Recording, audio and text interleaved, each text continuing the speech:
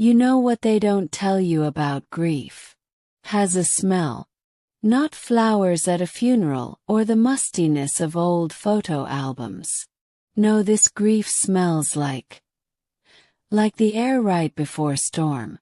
That electric tension when you know something's coming but you can't see it yet. I'm Monica Ray, licensed clinical social worker, mother of one. And I've been sitting in this chair, not this exact chair but chairs like it, for the past 3 years, talking to people about a kind of grief that doesn't have a name in most languages. We call it ambiguous loss in my field. But I call it Tuesday, and Wednesday, and every day that ends in Y. My son Josh is alive. I need to start there because everything else builds on that fact. He's 28 years old, has my grandmother's hands. Long fingers, perfect for piano if he'd ever stuck with lessons. And he's been gone for 5 years, 2 months and 16 days. Not dead, gone. The last time I saw him he was standing in my kitchen, drumming his fingers on the counter. Always drumming, that boy, and he said, "Mom, I'm gonna go get you a birthday cake. Something fancy. With those little sugar flowers you like." I said, "Josh, honey, you don't need to. Nama. You deserve fancy." And then he hugged me. Not one of those quick, obligatory hugs. Real one. The kind where you can feel someone's heartbeat against your chest. His heart was racing. I thought it was excitement about the cake. That was 5 years ago. April 17th. My birthday. I haven't celebrated it since. But I'm getting ahead of myself. Let me take you back to the beginning, to when the leak started. Because that's what addiction in a family is. It's a slow leak. You don't notice it at first. You think maybe the carpet's a little damp, maybe you spilled something. Then one day you're swimming in it, and you can't remember when you stopped breathing air and started breathing water. Joshua Ray Mackenzie. Yes, he has my maiden name as his middle name because his father wasn't around to object. Was born on October 3, 1996. 7 pounds, 2 ounces of pure stubborn. He came into this world with his eyes wide open, staring at me like he was taking notes. "So you're my mother," his expression seemed to say. "Let's see what you're made of." I was 22, single, working 2 jobs and taking night classes to finish my social work degree. Josh's father, Derek, had evaporated the moment he heard the word pregnant. As poof. Like he'd never existed. I used to wonder if Josh would do the same thing someday. Turns out, wondering can be a form of prophecy. But those early years. God, those early years were hard and beautiful and impossibly sweet. Josh was one of those kids who made you believe in magic. He found faces in clouds, had conversations with the toaster, insisted that our cat, Mr. Whiskers, was actually a secret agent. When he was 4, he asked me why the moon followed our car. I gave him some scientific explanation about perspective and distance, and he nodded very seriously and said, "That makes sense, Mom.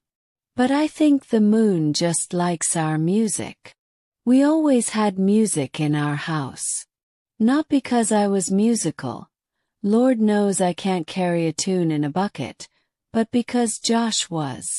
By the time he was 6, he was drumming on everything. Pots, pans, his desk at school, the side of the bathtub. His first-grade teacher, Mrs. Henderson, called me in for a conference. "Mrs. Ray," she said, "Joshua is a bright boy, but he's percussive. Percussive. He turns everything into a drum." That's when I knew. That's when I scraped together enough money for a real drum kit. Used, battered, held together with duct tape and hope, but real. The look on his face when I rolled it into our tiny living room. I wish I could bottle that moment. Pure joy. The kind that makes you believe the world is good. This is him at 7. See that gap-toothed grin. Those were the days when his biggest problem was losing teeth, and his biggest joy was finding them under his pillow with a dollar bill. Simple mathematics. Lose something, get something. Fair trade. Middle school was when things started to shift. Not dramatically. Just small things. He was moodier, but what kid isn't at 13? He started spending more time in his room, but that's normal, right? He quit jazz band junior year of high school. Said it wasn't cool anymore. I should have pushed harder. Should have made him stick with it. But that's the thing about hindsight. It's got 20/20 vision and a cruel sense of timing. The first real sign that something was wrong came when he was 19. He'd been working at a warehouse, loading and unloading trucks. Good honest work. Physical work. He was proud of his paycheck, proud of the muscles he was building. Then he hurt his back lifting something too heavy. Dr. Leslie Tompkins at the pain management clinic gave him 90 OxyContin pills. For a 19-year-old with a back strain. No follow-up appointment. No warning about addiction potential. Just, take these as needed for pain and you'll be fine. Dr. Tompkins, by the way, drives a Tesla and has a summer house in the Outer Banks. I looked her up. I wanted to understand what 90 pills bought her. Turns out it bought her a lot. Josh took the pills as prescribed for the first week. Then he started taking them as needed. Then he started needing them more often. Then he started needing them just to feel normal. Then he started needing them to feel anything at all. The thing about watching someone you love disappear into addiction is that it happens in stages. First, they're still them, just muted. Like someone turned down the volume on their personality. Josh's laugh got quieter. His jokes got fewer. His drumming stopped altogether. Then they become a version of themselves you don't recognize. They're still wearing the same face, still have the same voice, but they're hollow. Like a chocolate Easter bunny. From the outside they look exactly the same, but when you tap on them there's nothing there. Then they become a stranger wearing your child's face. They lie to you with your son's eyes. They steal from you with your son's hands. They break your heart with your son's voice. The lying started small. I'm just tired, Mom. I'm coming down with something. I'm fine, just stressed about work. But mothers know. We know the difference between tired and something else. We know the difference between stress and surrender. I found the first bag of pills in his jeans pocket when I was doing laundry. Not the prescription bottle. A little baggie with pills that definitely didn't come from Dr. Tompkins. When I confronted him, he had an explanation. Of course he did. He'd bought them from a friend whose prescription was stronger. He was trying to wean himself off. He was handling it. I'm handling it, Mom. I got this. Those 4 words, I got this, became the soundtrack to our family's destruction. Josh said them every time I found evidence of his addiction. Every time he missed work. Every time he asked for money. Every time he promised to get help. Every time he broke a promise. I got this, Mom. But he didn't. And the thing about addiction is that it's not just the person using who gets addicted. The whole family gets addicted. Addicted to hope. Addicted to the belief that this time will be different. Addicted to the fantasy that love is enough. I became addicted to saving him. Every phone call was a potential crisis. Every day he didn't call was a potential disaster. I developed what I now recognize as hypervigilance. I could tell by the way he said hello if he was high, if he was coming down, if he was desperate, if he was okay. I became fluent in the language of addiction, and I hated that I spoke it so well. The stealing started about a year after the pills. First it was money from my purse. $20 here, $40 there. Amounts I could convince myself I'd miscounted. Then it was my grandmother's silverware. Then it was my laptop. Then it was my sense of safety in my own home. You know what's funny? I work with families dealing with addiction. I run support groups. I know all the statistics. I know that genetic factors account for 40 to 60% of addiction vulnerability. I know that environmental factors play a huge role. I know that addiction is a disease, not a moral failing. But when it's your child, when it's your family, when it's your life being torn apart, knowledge doesn't feel like power. Feels like a fancy way of saying you're helpless. The first time Josh went to rehab, I thought we'd found the solution. Insurance covered 30 days. 30 days to fix a problem that had been building for years. He came out confident, healthy, full of language about recovery and sobriety and making amends. He lasted 6 weeks. The second time, I mortgaged my house to pay for a 90-day program. Better facility. Better success rates. Better hope. He came out with a sponsor, a recovery plan, and a job lined up at a friend's garage. He lasted 3 months. The third time. Long pause. The third time I knew. I knew before he even went in that it wouldn't work. But I also knew I had to try. Because what's the alternative? Give up on your child. Accept that they're gone while they're still breathing. He lasted 2 weeks after the third rehab. 2 weeks of me watching him like a hawk, of checking his pupils, of counting money in my purse, of listening to his breathing at night to make sure he was still alive. 2 weeks of pretending we were a normal family having normal conversations about normal things. Then he was high again. And I was drowning again. And we were back to the same dance we'd been doing for years. I kept this picture on my dresser for the longest time. Josh at 7, missing his front teeth, grinning at the camera like he owned the world. I would look at it every morning and think, he's still in there. My little boy is still in there somewhere.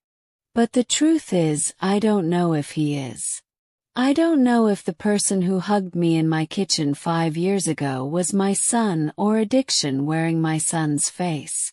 I don't know if the person who promised to bring me a birthday cake was Josh or the disease talking. And that's the cruelest part of this kind of grief. When someone dies, you have a body. You have a funeral. You have closure. You have a final memory, even if it's painful. But when someone disappears into addiction, when they choose the drugs over you, when they walk out of your life and stay gone, you're left with questions that don't have answers.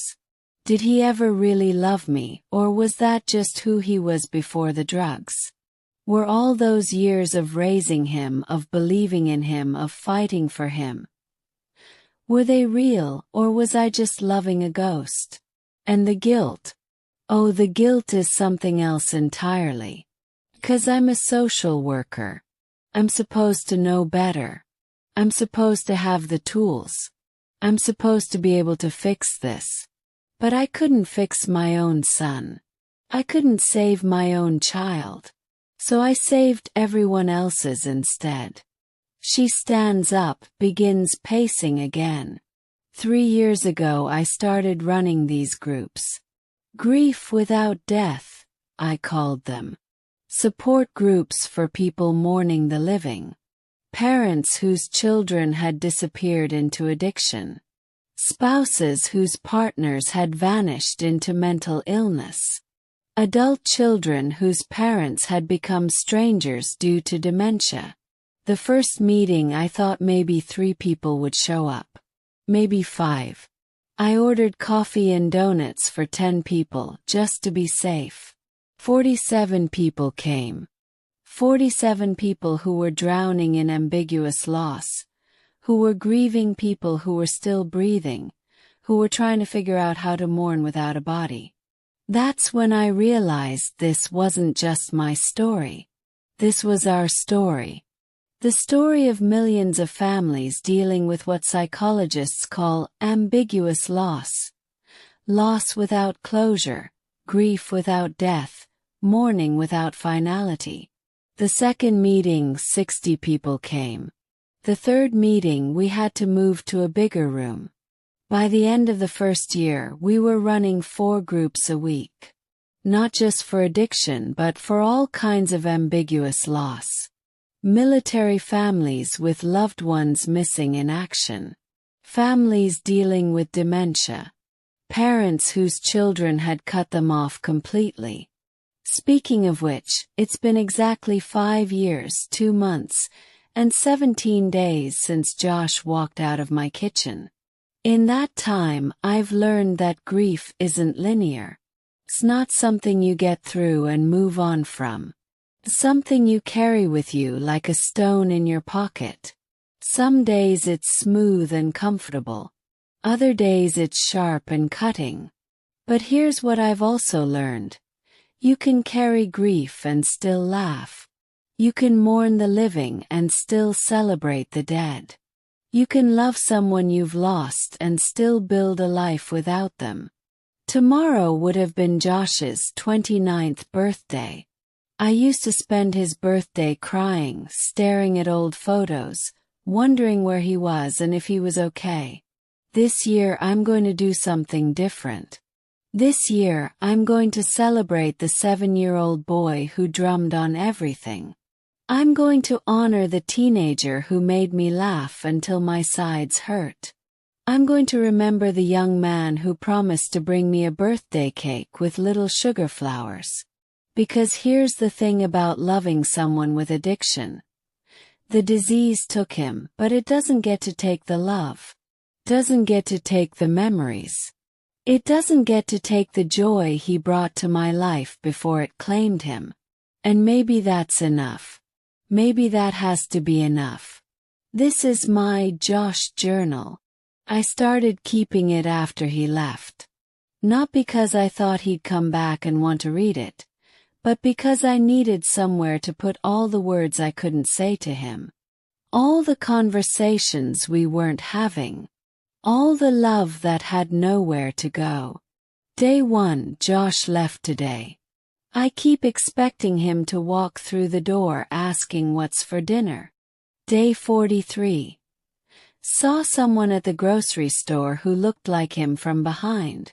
Followed them for 3 aisles before I realized it was a teenager girl. Day 127. Dreamed about him last night. He was 7 again and we were making pancakes. Woke up and made pancakes for one. The early days were the hardest. Not because I thought he was coming back. I knew he wasn't. But because I didn't know how to be a mother without a child to mother. I didn't know how to be Monica without being Josh's mom. You have to understand, I'd been Josh's mom for 23 years.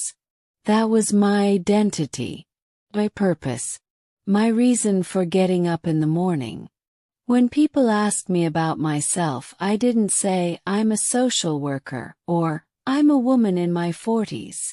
I said I'm Josh's mom. So when Josh left, I didn't just lose my son. I lost myself. The first year was a blur of rage and bargaining. I was angry at Josh for leaving. I was angry at Derek for never being there. I was angry at Dr. Tompkins for prescribing those pills. I was angry at the drug dealers who sold him more. I was angry at the system that failed him. I was angry at God for letting it happen. But mostly I was angry at myself. I bargained with the universe. I promised to be a better mother if he came back.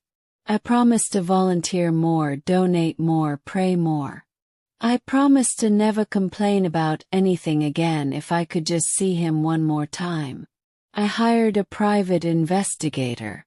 Did you know that? Cost me $3,000 to find out that Josh had been living in a tent city in Portland for about 6 months before disappearing completely. The investigator showed me pictures.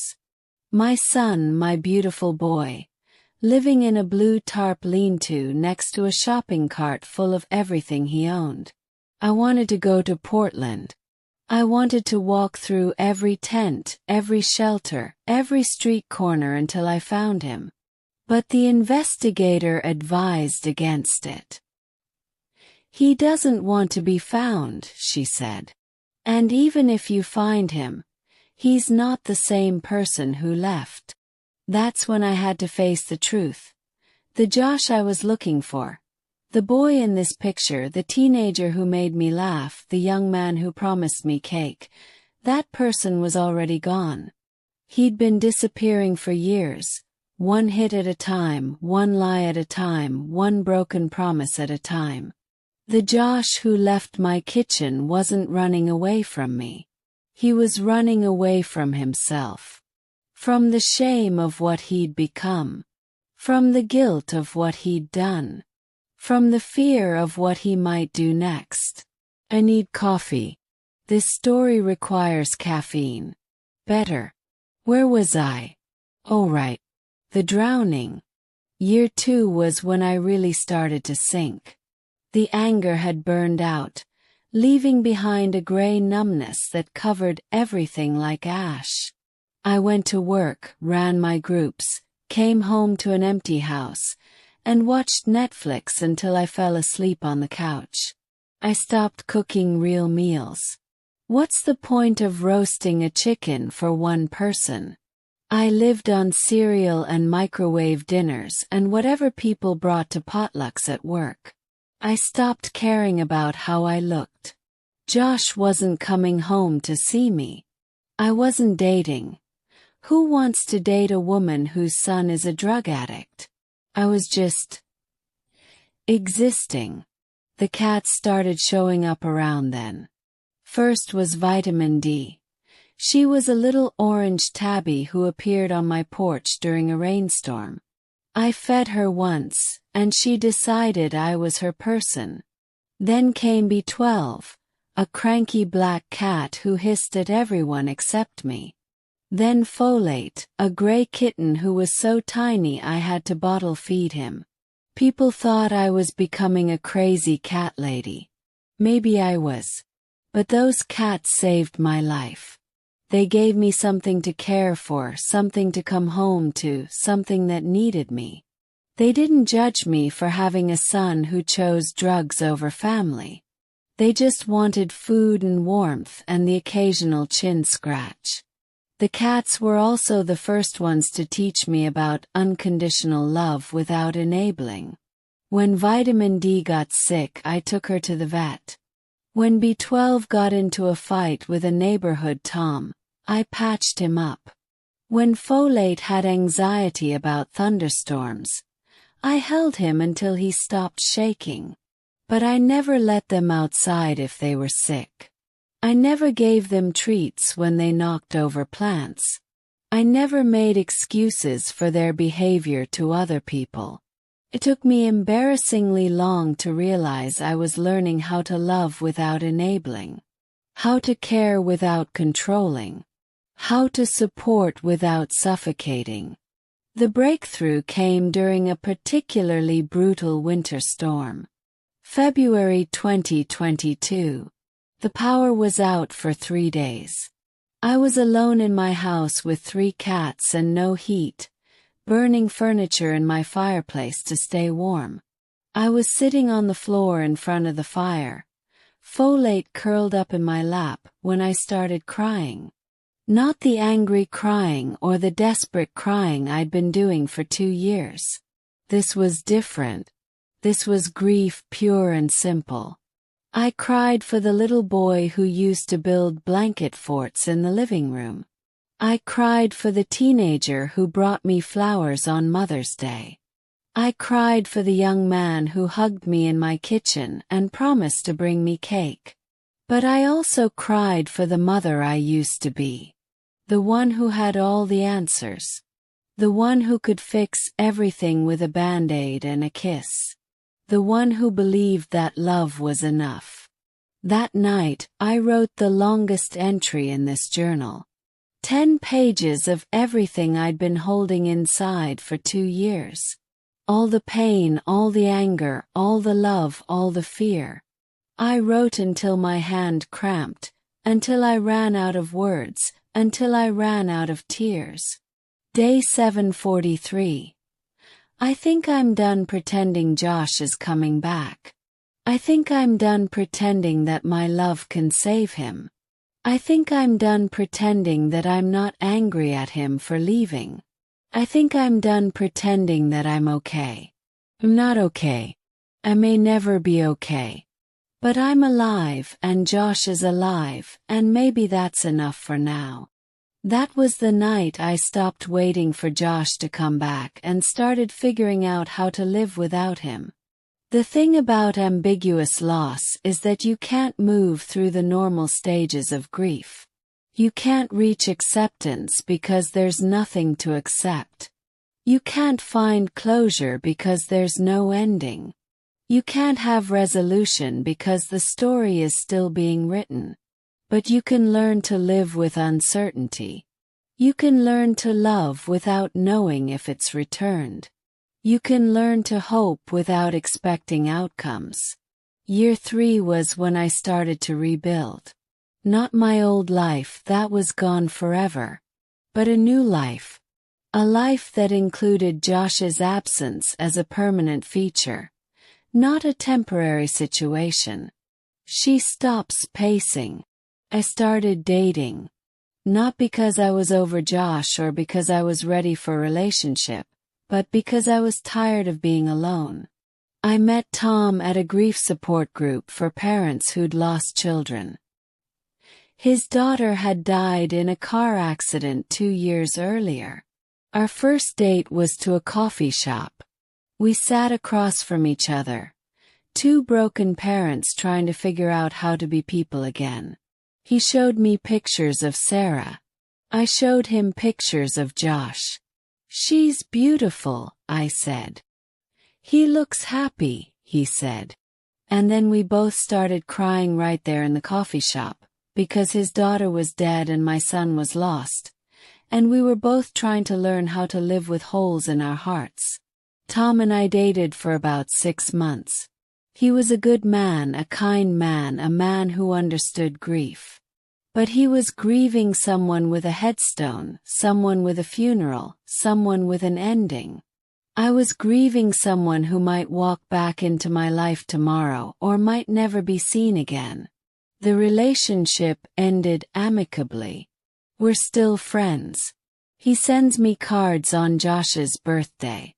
I send him flowers on the anniversary of Sarah's death. We understand each other in a way that most people can't. Around that time I started getting serious about my work with ambiguous loss. I took additional training. I read every book, every study, every article I could find. I attended conferences. I connected with other professionals who were working with families like mine. I learned that there are different types of ambiguous loss. There's physical ambiguous loss, where someone is physically absent but psychologically present, like military families with someone missing in action.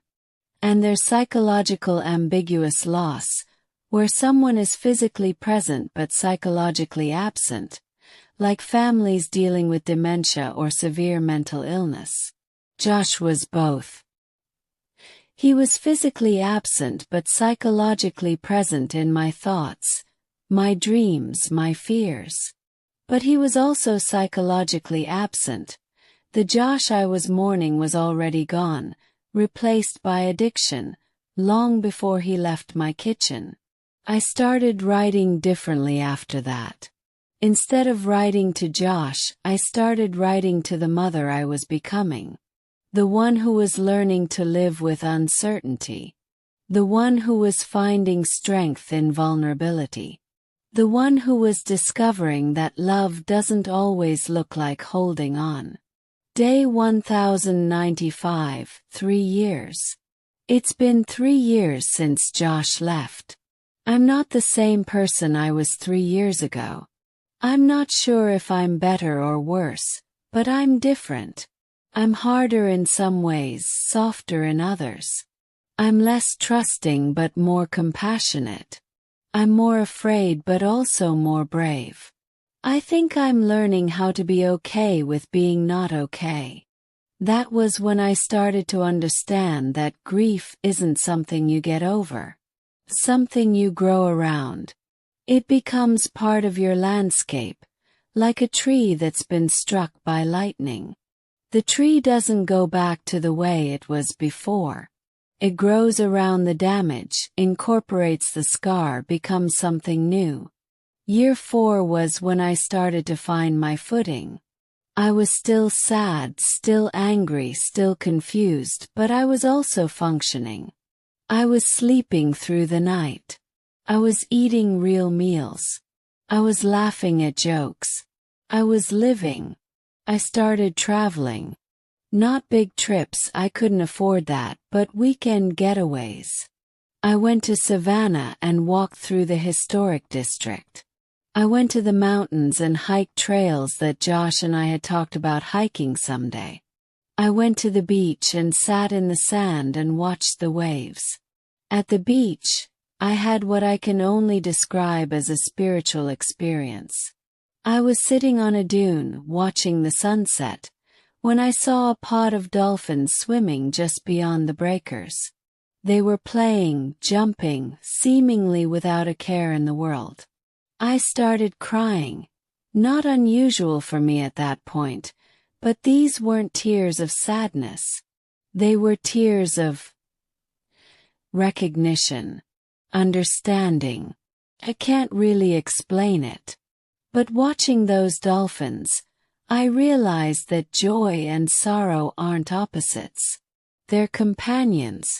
They can exist in the same space, at the same time, in the same heart. I could be heartbroken about Josh and still find beauty in a sunset. I could mourn the loss of my son and still laugh at a silly movie. I could live with uncertainty and still make plans for the future. That's when I started to understand what resilience really means. It's not about bouncing back to who you were before. It's about bouncing forward to who you're becoming. It's about integrating the loss into your life in a way that honors both the pain and the possibility. I started thinking about Josh differently. Instead of focusing on who he'd become or what he'd done, I started focusing on who he'd been. I started celebrating the years I'd had with him instead of mourning the years I'd lost. I made a memory box. Pictures, report cards, his first drumsticks, a program from a jazz band concert, a Father's Day card he'd made me when he was 8 because he said I was like a dad and a mom rolled into one. Day 1460, 4 years. I made a memory box today. Looking through all those pictures, all those mementos, I realized something. I didn't lose Josh. I lost the future I'd imagined with him. But I still have the past. I still have 23 years of memories that addiction can't touch. Maybe that's enough. Maybe that has to be enough. That was the beginning of my acceptance. Not acceptance that Josh was gone forever. I still don't know if he is. But acceptance that my life had to move forward whether he was in it or not. Year 5 was when I started to thrive. I know that sounds strange, given that Josh was still gone, but it's true. I was no longer just surviving. I was living. I was growing. I was becoming someone I didn't know I could be. I started leading workshops on ambiguous loss. I wrote articles for professional journals. I was invited to speak at conferences. I became an expert in a field I never wanted to know existed. But more than that, I became a person who could hold space for other people's pain. I could sit with parents who were drowning in their own versions of my story. I could offer hope without false promises. I could say, I understand, and mean it. The hardest part about helping other families is that sometimes their stories have different endings. Sometimes the addicted child comes home. Sometimes the prodigal son returns. Sometimes love is enough. And every time someone's child comes home, I'm genuinely happy for them. But I'm also jealous. And I'm also reminded that mine hasn't. But I've learned that healing isn't about getting the ending you want. It's about finding peace with the ending you have.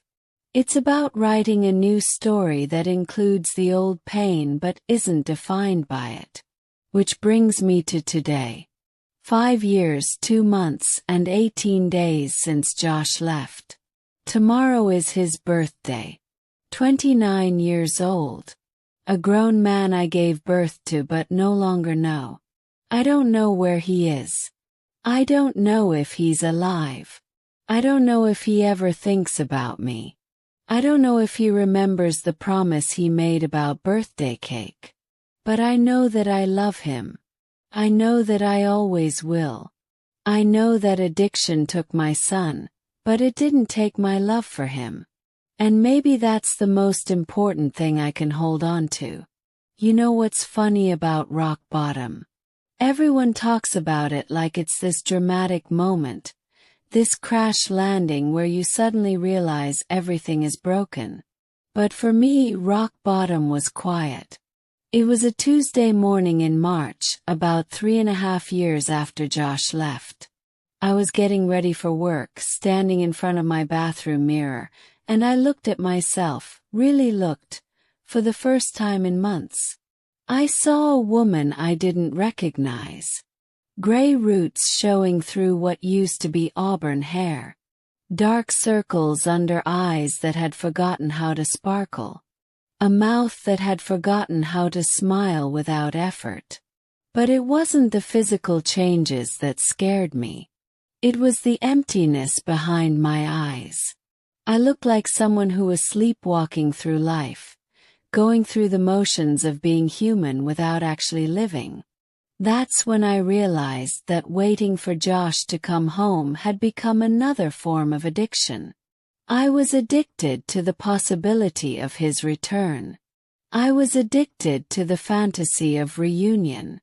I was addicted to a future that might never come. So I made a decision.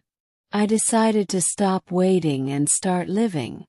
Not because I was giving up on Josh, but because I was choosing to give up on the version of my life that required his presence to be complete. The first thing I did was redecorate Josh's room. For 3.5 years, I'd kept it exactly as he left it. His bed unmade, his clothes in the hamper, his drumsticks on the nightstand. Like a shrine to a life that was paused, not ended. Packed everything carefully. Not throwing it away, I'm not that healed, but putting it in boxes, storing it in the attic. I painted the walls a soft blue instead of the dark green they'd been since he was 12. I bought new curtains. I turned it into a guest room. The night after I finished redecorating, I sat in that room and cried harder than I had in years.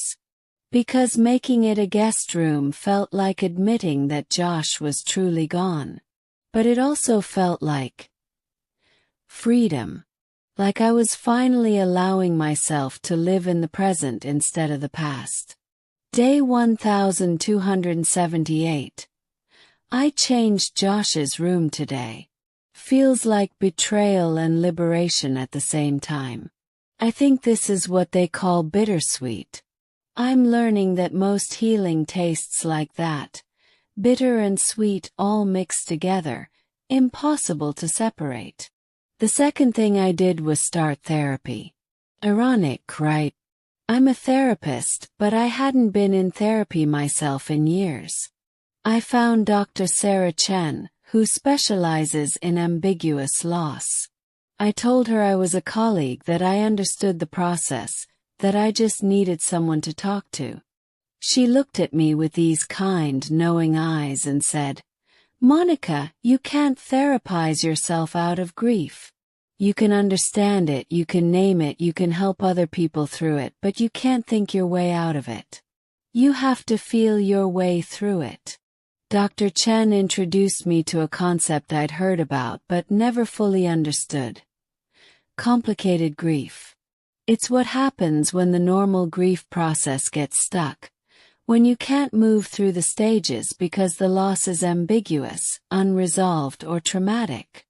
Most people think complicated grief is about grieving too much or too long, she explained. But it's really about grieving without resolution. You can't complete the grief process because the story isn't finished. That's when I understood why I'd been stuck. I was trying to grieve Josh like he was dead, but he wasn't. I was trying to move on like he was safe, but he wasn't. I was trying to heal like I had answers, but I didn't. Dr. Chen taught me about living with uncertainty. Not just accepting it, but actually thriving within it. She introduced me to the concept of holding the both and being able to hold seemingly contradictory truths at the same time. I could love Josh and be angry at him. I could hope for his return and plan for his absence. I could celebrate his life and mourn his choices. I could be heartbroken and happy. I could be wounded and whole. The work was hard. Harder than I expected. Because I'd been so focused on helping other people heal that I'd forgotten how to ask for help myself. I'd been so busy being the expert that I'd forgotten how to be the student. But slowly, session by session, I started to untangle the knots I'd tied myself in. I started to separate my identity from my role as Josh's mother. I started to envision a future that didn't revolve around his potential return. Around this time I started dating again. Not Tom. That relationship had taught me what I needed to know about grief compatibility. But David, a widower I met at a bookstore. He was buying a cookbook for beginners. I was buying a book about ambiguous loss. "Heavy reading," he said, nodding at my book. "Light cooking," I replied, nodding at his. We ended up having coffee that day, talking for 3 hours about loss and learning and the strange ways people find each other. He told me about his wife Maria, who'd died of cancer 2 years earlier. I told him about Josh, about addiction, about the kind of grief that doesn't have a funeral. David was different from Tom. He wasn't trying to heal from his grief. He was trying to live with it. He talked about Maria like she was still part of his life, just in a different way. He cooked her recipes. He visited her grave. He wore his wedding ring on his right hand instead of his left. "I'm not trying to get over Maria," he told me on our third date. "I'm trying to figure out how to love her and love someone else at the same time. I'm trying to figure out how to honor the past and embrace the future." That's when I realized I'd been thinking about healing all wrong.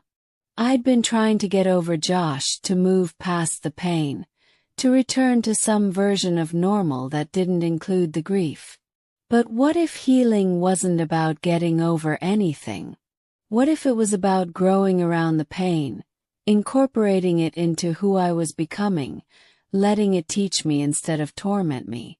David and I have been together for 8 months now. We're not trying to replace what we lost. We're not trying to fill the holes in our hearts. We're trying to build something new that honors both our losses and our capacity for love. Day 1534. I think I'm falling in love with David. Not the desperate, clinging kind of love I had with Josh, the kind that needed him to be okay for me to be okay. But the kind of love that exists independently of outcome. The kind that can hold space for loss and joy at the same time. I think I'm learning how to love without attachment to results. I think I'm learning how to love without fear. Learning to love without fear has been the hardest lesson. Because loving Josh had become so tangled up with fear. Fear that he was dead. Fear that he was suffering. Fear that he hated me. Fear that I'd failed him. But David taught me something about love that I'd forgotten. Love isn't about controlling outcomes. It's not about keeping people safe or making them happy or ensuring they make good choices. Love is about witnessing, accepting, and celebrating someone exactly as they are, without trying to change them. I'd loved Josh with conditions. I'd loved him with expectations. I'd loved him with the need for him to be healthy, safe, and present. That's not love, that's attachment. That's fear dressed up as love. Real love, the kind that heals instead of wounds, doesn't require anything from the other person. It doesn't need them to be present, healthy, grateful, or responsive. Just loves. Period. End of sentence. This realization changed everything for me. I could love Josh without needing him to come home. I could love him without needing him to be okay. I could love him without needing him to love me back. That's when I started to understand what forgiveness really means.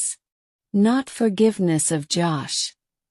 He didn't need my forgiveness for being sick. But forgiveness of myself. For not being able to save him. For not being able to love him enough to keep him healthy. For not being able to be the mother he needed. I had to forgive myself for being human. For having limitations. For not being able to control other people's choices, even when those people were my children. I had to forgive myself for surviving when he didn't. Not that he died. I still don't know if he's alive or dead. But he didn't survive his addiction. He didn't survive his pain. He didn't survive whatever it was that made him choose drugs over family. And I did survive. I survived losing him. I survived the grief. I survived the guilt. I survived the fear. I survived the anger. I survived the uncertainty. I survived, and that's not something to feel guilty about. That's something to celebrate. That's something to honor. That's something to build a life on. 6 months ago I got a call that changed everything. Not from Josh. I still haven't heard from him. But from a woman named Linda in Portland. She runs a needle exchange program. And she'd heard about my work with ambiguous loss. "I have something that might interest you," she said. We're starting a support group for families of people who are actively using. Not families hoping for recovery. Not families dealing with people in treatment. Families who are learning to love someone who's still using. I flew to Portland the next week. I met with Linda and 12 other family members. Parents, siblings, spouses, children. All of them loving someone who was still actively using drugs. We're not trying to get them clean, Linda explained. We're trying to get ourselves healthy. We're trying to figure out how to love someone without killing ourselves in the process. I spent 3 days in Portland learning about harm reduction not just for users but for families. I learned about loving someone without enabling them. I learned about setting boundaries without building walls. I learned about hoping without expecting. But most importantly, I learned that Josh's story isn't over. Even if I never see him again, even if he never comes home, even if he's not the person I remember, his story isn't over. He's still writing it one day at a time, one choice at a time. And my story isn't over either. I'm still writing it one day at a time, one choice at a time. And for the first time in 5 years, I'm excited about the next chapter. Tomorrow is Josh's birthday. For the first time since he left, I'm going to celebrate it. Not because I think he'll come home. Not because I think he'll call. But because 29 years ago, I became a mother. And even though my son is gone, I'm still a mother. I'm going to make a cake. Not the fancy one with sugar flowers that he promised to bring me. Just a simple chocolate cake with chocolate frosting. Josh's favorite. I'm going to light 29 candles. I'm going to sing happy birthday to an empty room. And then I'm going to write him a letter. Not one I'll send. I don't have an address. But one I'll keep in this journal. A letter telling him that I love him. That I forgive him. That I'm proud of the man he was before addiction took him. That I'm still his mother. Even if he's not my little boy anymore. Because that's what love looks like when it's not attached to outcomes. It looks like celebrating someone's birthday even when they're not there. It looks like singing songs to empty rooms. It looks like holding space for someone who might never come home. Next month I'm starting a new support group here in Asheville. Loving the Lost, I'm calling it. It's for families who are grieving the living. Parents whose children have disappeared into addiction. Spouses whose partners have vanished into mental illness. Adult children whose parents have become strangers. We're not going to focus on getting our loved ones back. We're going to focus on getting ourselves back. We're going to learn how to love without destroying ourselves. We're going to learn how to hope without breaking our hearts. We're going to learn how to live with uncertainty without dying from it. Because here's what I've learned in 5 years of grieving someone who's still alive. You can't save people from their own choices. You can't love someone into being healthy. You can't hope someone into coming home. But you can save yourself. You can love yourself into being healthy. You can hope yourself into coming home to your own life. I want to tell you about the moment I knew I was going to be okay. Not healed. I don't think you ever fully heal from losing a child, even when they're still alive. But okay. Different. Stronger. Whole in a way that includes the brokenness. It was about 3 months ago. I was at the grocery store in the cereal aisle when I heard someone laughing. Not just any laugh. A belly laugh, the kind that comes from somewhere deep and joyful. The kind of laugh Josh used to have. For 5 years, hearing that kind of laugh would have broken me. It would have sent me into a spiral of missing him, of wondering if he ever laughed like that anymore, of grieving the joy that addiction had stolen from him. But this time I smiled. Actually smiled. Because hearing that laugh didn't remind me of what I'd lost. It reminded me of what I'd had. 23 years of Josh's laughter. 23 years of his joy. 23 years of being the mother of someone who could laugh like that. Addiction took Josh away from me. But it didn't take those 23 years. Didn't take the memories. It didn't take the love. It didn't take the privilege of having been his mother. That's when I realized that grief had been teaching me about love all along. Not the desperate, clinging love I'd had before. Not the love that needs someone to be okay for you to be okay. But the kind of love that exists independently of circumstances. The kind of love that doesn't need to be returned to be real. The kind of love that doesn't need to be acknowledged to be true. The kind of love that doesn't need to be successful to be meaningful. I love Josh.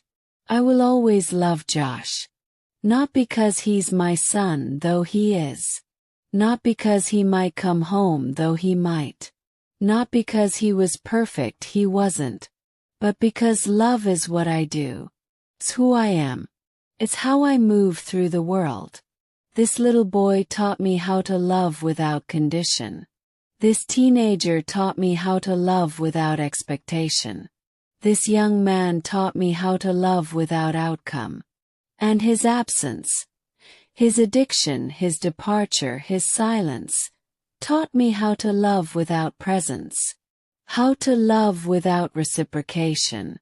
How to love without hope of return.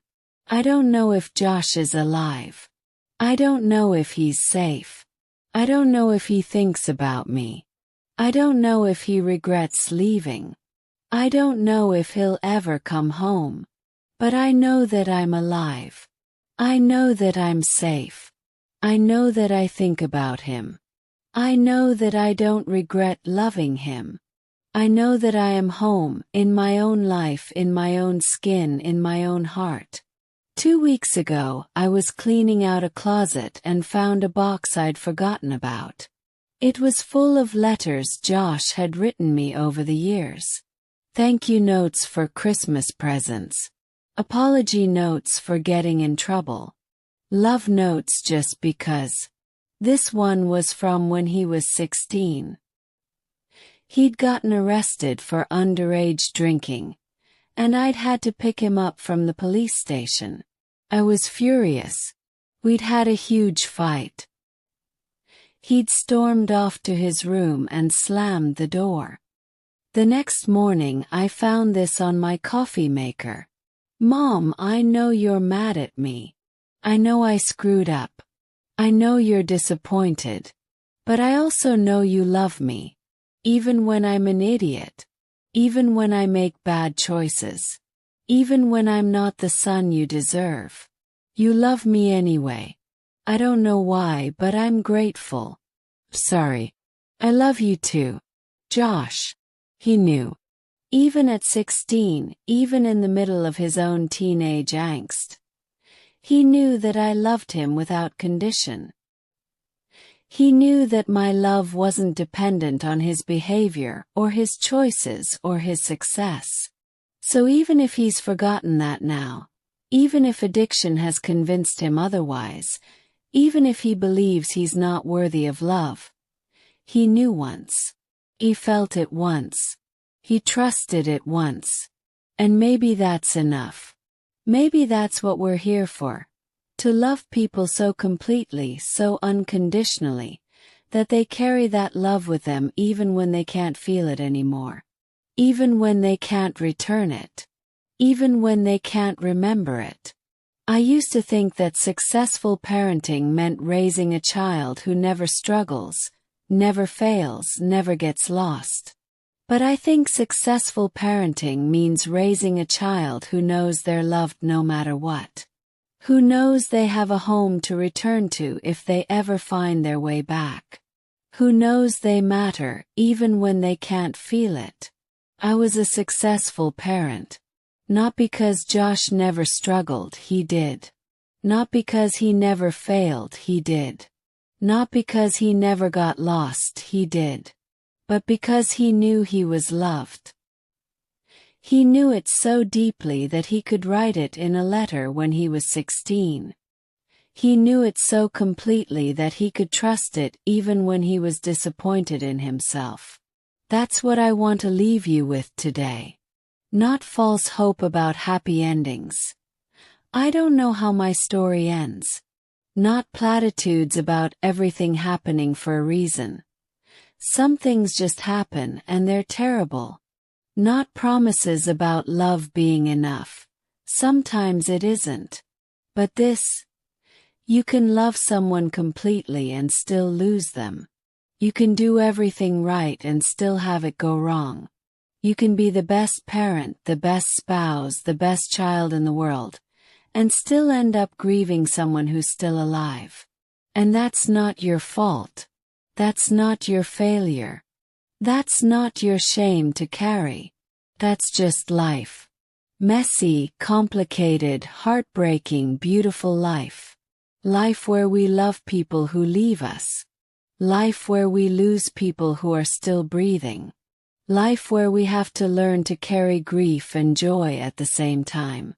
Tomorrow I'm going to celebrate Josh's birthday.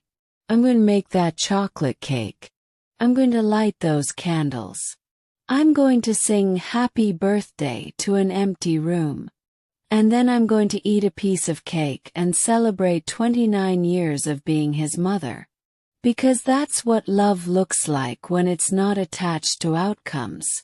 It looks like celebrating someone's birthday even when they're not there. It looks like singing songs to empty rooms. It looks like holding space for someone who might never come home. And then, the day after his birthday, I'm going to wake up and live my life. I'm going to love David. I'm going to take care of my cats. I'm going to help other families who are drowning in their own versions of this story. I'm going to be fully present in my own life, even while holding space for Josh's absence. 'Cause that's what resurrection looks like. Not coming back from the dead. That's for fairy tales and Easter stories. But coming back to life. Coming back to joy. Coming back to hope. Coming back to love. I died when Josh left. The mother I was, the person I was, the life I was living. All of that died when he walked out of my kitchen 5 years ago. But I've been resurrected. Not as the same person but as someone new. Someone who knows how to love without holding on. Someone who knows how to hope without expecting. Someone who knows how to live with uncertainty without dying from it. And maybe that's the gift in all of this. Maybe the gift of losing someone you love is learning how to love without losing yourself. Maybe the gift of grieving the living is learning how to live while grieving. Maybe the gift of ambiguous loss is learning how to find certainty in uncertainty. I don't know if Josh will ever come home. I don't know if he's alive. I don't know if he remembers that he's loved. But I know that I'm alive. I know that I remember how to love. I know that I've come home to myself. And maybe that's enough. Maybe that has to be enough. Maybe that's everything. Thank you for listening to my story. Thank you for holding space for my grief. Thank you for witnessing my resurrection. And if you're sitting here because you're grieving someone who's still alive, if you're drowning in your own version of this story, if you're trying to figure out how to love someone without losing yourself, you're going to be okay. Not the same. Not unchanged. Not unbroken. But okay. Different. Stronger. Whole in a way that includes the brokenness. You're going to learn how to love without holding on. You're going to learn how to hope without expecting. You're going to learn how to live with uncertainty without dying from it. And someday you're going to hear someone laughing in a grocery store aisle. And instead of breaking your heart, it's going to fill it. Instead of reminding you of what you've lost, it's going to remind you of what you've had. Instead of making you grieve, it's going to make you grateful. And that's when you'll know. That's when you'll know you're going to be okay. This video is dedicated to all the families living with ambiguous loss, to all the parents grieving children who are still alive, and to all the people who have learned that love sometimes means letting go. May you find your way back to yourselves. May you find your way back to joy. May you find your way back to hope. If this touched you, smash that like button. Subscribe for more stories that'll make you know that your feelings are valid and you will get over it soon. And drop a comment telling me. Remember, you are not alone. Your story is not over. Your love matters, even when it's not returned.